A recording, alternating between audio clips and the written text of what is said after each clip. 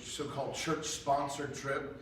I'll let you know the dates. My wife and I are praying about possibly going again just because this is helpful.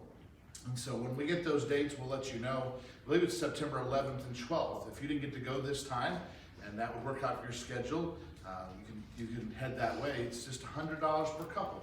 And not per person, but per couple. And so that'll be a blessing. God spoke to my heart. I'm not going to redo everything that people have said. But as Mickey said, he opened it and he talked about the plan that you have for protecting your home.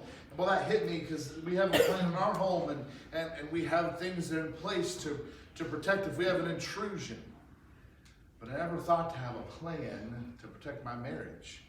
I almost assumed because we're Christians and we have a Christian marriage and we're a pastor and a pastor's wife that we'll be fine. But you know, the truth of the matter is, just as an intruder is an attack on your home, the devil is attacking marriages.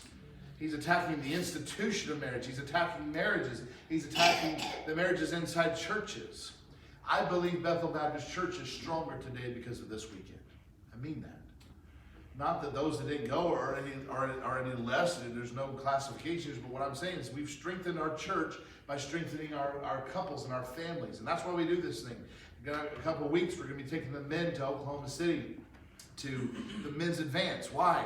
To strengthen our church, to equip them to better make Christ, to do a better job making Christ known. September, the ladies have a ladies retreat, and they have one coming up as well. We're doing these things to strengthen us. And so I appreciate you letting us give our heart. I got some statistics here. He said 2/3 of marriages have adultery.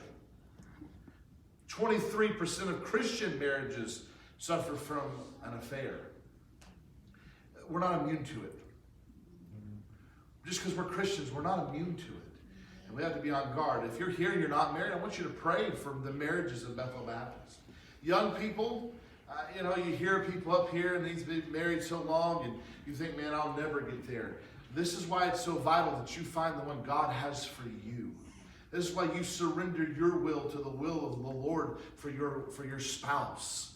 And you save yourself for the one that God has for you. And you gift them as they gift you. And you guys have a biblical Christian marriage. And you invest in it and you work in it. But I appreciate our couples and sharing their heart. I believe you can tell the impact that it's made. And if you're able to go, if you're a married couple, and next year, we'd love to have you go. Or if you're interested in going in September, we can get you that information. But I appreciate it. Now come back Wednesday. I had prepared a message, and I'm gonna lengthen it now because it was abbreviated. But I want to talk on boundaries. And the men's session, he talked about boundaries. And the truth of the matter is, if boundaries bother you, it's a heart issue. You say, well, how dare you say that? Well, because it bothered me, and it was a heart issue. And so I want you to be back Wednesday night. We're going to talk about these boundaries, and not just in the aspect of marriage. I want you to recognize boundaries in a marriage, they help. They're a benefit. They're a protection. But guess what? We need boundaries in our life as Christians. Things that we can protect our walk with Christ, protect our testimonies. Boundaries play a vital role in our lives every day. Sometimes you don't even realize it, but you're being bound by boundaries, and they're for your protection. So I want to see what God's Word has to say about some boundaries.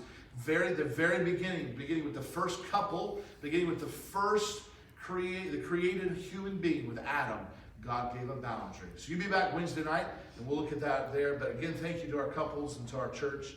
It's been a blessing. The Lord's spoken to my heart even again, and I trust that He's done the same for you. And we're looking forward.